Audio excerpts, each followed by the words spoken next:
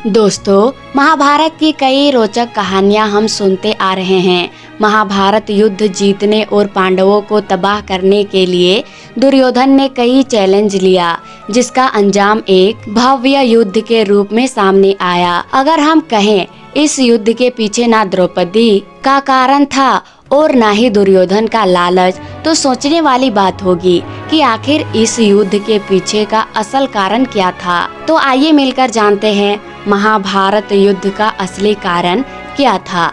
नमस्कार दोस्तों, स्वागत है आपको हमारे चैनल LK मोटिवेशनल पर। महाभारत युद्ध की असली कारण से जुड़ी कथन के बारे में महाभारत के आदि पर्व में और श्रीमद् देवी भागवत महापुराण के दूसरे स्कंद में मिलता है।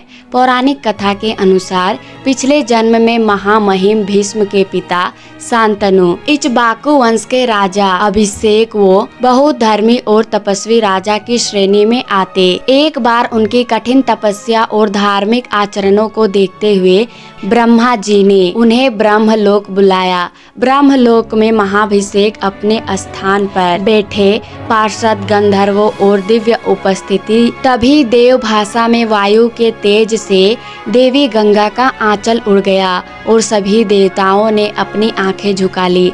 लेकिन राजा महाभिषेक देवी गंगा को देखते रहे। महाभिषेक को इस प्रकार एक स्त्री को घूरने की वजह से गंगा को क्रोध भी आया और ब्रह्मा जी ने महाभिषेक को श्राप दिया कि तुम ब्रह्मलोक में रहने के लायक नहीं हो, इसीलिए तुम मनुष्य योनि में पृथ्वी लोक पर जन्म लोगे। ब्रह्मा जी के श्राप को सुनकर गंगा को अत्यंत हर्ष हुआ, जिसके कारण माता गंगा में अहंकार आ गया। ब्रह्मा जी ने गंगा की आंखों में अहंकार देख लिया और गंगा को भी मनुष्य योनि में जन्म लेकर अहंकार रहित होने की सजा सुनाई। मित्रों, श्राप के कारण महाभिषेक पृथ्वी पर पूर्वांश में शांतनु के रूप में जन्मे। वह एक पराक्रमी राजा थे और अक्सर शिकार पर जाया करते। एक दिन शिकार की खोज में काफी आगे निकल गए और तभी उन्हें एक सुंदर युवती दिखी। उसे देखते ही वह उस पर मोहित हो गए। उन्होंने उसके सामने विवाह का प्रस्ताव रखा। उस युवती रूप गंगा माता ने कहा, मैं अवश्य आपसे विवाह करूंगी, लेकिन मेरी एक शर्त है, आप मुझसे कभी भी कोई भी प्रश्न नहीं करेंगे और जिस दिन आपने मुझसे कोई प्रश्न किया मैं आपको छोड़कर चली जाऊंगी। शांतनु स्त्री मोह में शर्त मान गए और दोनों का विवाह हो गया। समय बीतता गया। समय के साथ महाराजा शांतनु और माता गंगा को पहले पुत्र की प्राप्ति हुई। महाराजा शांतनु बहुत खुश हुए, लेकिन महाराजा शांतनु की यह खुशी ज्यादा समय तक नहीं टिकी। उन्होंने देखा कि गंगा ने पहले पुत्र को नदी में प्रवाहित कर दिया। शर्त के अनुसार वह माता गंगा से सवाल पूछ भी नहीं सकते। ऐसे ही 7 साल बीत गए। इन 7 सालों में गंगा और शांतनु के 7 संतान हुई और 7 संतानों को गंगा ने अपने ही हाथों से नदी में बहा दिया। यह सब शांतनु महाराज के लिए अत्यंत कष्टकारक था। जब 8वें साल महाराजा शांतनु और गंगा को 8वां पुत्र हुआ, तब गंगा पहले ही की तरह इस बार भी 8वें पुत्र को अपने गोद में उठाकर नदी में प्रवाहित करने के लिए चल पड़े। लेकिन इस बार महाराजा ने अपने वचन को तोड़कर उनसे प्रश्न किया कि आखिर क्यों उनके सभी पुत्रों को नदी में प्रवाहित करती है। महाराजा को अपने वचन तोड़ के पृष्ठ करते हुए देखकर गंगा ने 8वें पुत्र को नदी में प्रवाहित नहीं किया और कहा कि मैं अपने पुत्र देवव्रत को भी अपने साथ ले जा रही हूँ।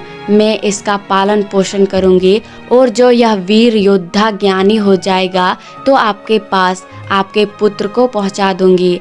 18 साल के बाद एक बार फिर से शांतनु महाराज गंगा नदी के किनारे पहुँचे और गंगा व अपने पुत्र देवव्रत को याद करने लगे। तभी गंगा अपने पुत्र देवव्रत के साथ महाराजा शांतनु के सामने प्रकट हुई और महाराजा को बताया कि उनका पुत्र भी एक वीर योद्धा हो चुका है और वह अब राज चलाने में निपुण हो गया है। मैं आपके पास ही छोड़ के जा रही हूँ। इतना कहकर गंगा हमेशा के लिए अंतर्ध्यान हो गई। मित्रों, आगे चलकर शांतनु को मत्स्यगंधा से प्रेम हुआ उनका जन्म मछली के गर्भ से हुआ था। उसके शरीर से मछली की बदबू आती थी। एक बार ऋषि वर्षा ने अपनी शक्तियों से मत्स्यगंधा के शरीर से गंध तो दूर कर दी और बदले में उसके साथ समागम किया। महर्षि के साथ समागम करने से मत्स्यगंधा को महर्षि व्यास की प्राप्त हुई। ऋषि पराशर के वरदान से मत्स्यगंधा के शरीर से मछली की दुर्गंध खत्म हो गई थी।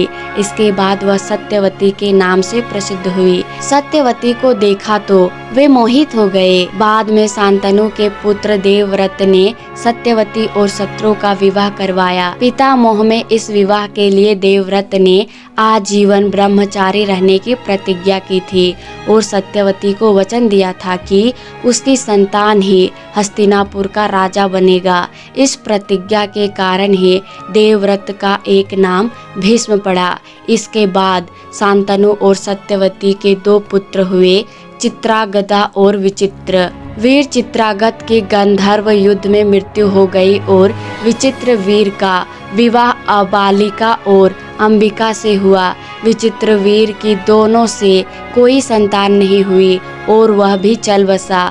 उस वक्त पुत्र भूमि वंश की रक्षा के लिए सत्यवती ने अपने पहले बेटे ऋषि वेदव्यास को याद किया। सत्यवती ने वेदव्यास से अंबिका और अंबालिका से पुत्र प्राप्ति की इच्छा जाहिर की। वेदव्यास जी ने अपने मन से कहा कि अभी कोई भी महिलाओं उनका तेज नहीं सह पाएगी, लेकिन फिर भी सत्यवती ने एक ना सुनी।